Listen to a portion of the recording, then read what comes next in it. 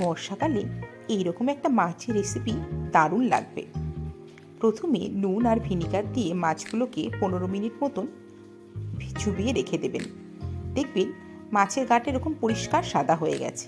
এরপর এর মধ্যে হলুদ গুঁড়ো, নুন, লঙ্কা গুঁড়ো, ধনে গুঁড়ো, জিরে গুঁড়ো মিশিয়ে আরও 10 মিনিট রেখে দেবো। তারপরে মাছগুলোকে যে পাত্রে রান্না করব মানে কড়াইতে নিয়ে নেব। ওপর থেকে পেঁয়াজ কুচি, টমেটো কুচি বেশি করে কাঁচা লঙ্কা, একটু আদা জুলিয়েন করে কেটে দিয়ে দেবো, আর দিয়ে দেবো একটু রসুন বাটা। লঙ্কাটা বেশি করে দেবেন, তাতে দারুণ লাগবে খেতে। আর ওপর থেকে একদম খাঁটি সর্ষের তেল ছড়িয়ে চাপা দিয়ে হাই ফ্লেমে 10 মিনিট রাখবো। তারপরে লো ফ্লেমে আরও 10 মিনিট রাখলেই তৈরি হয়ে যাবে এই মাছের রান্নাটা।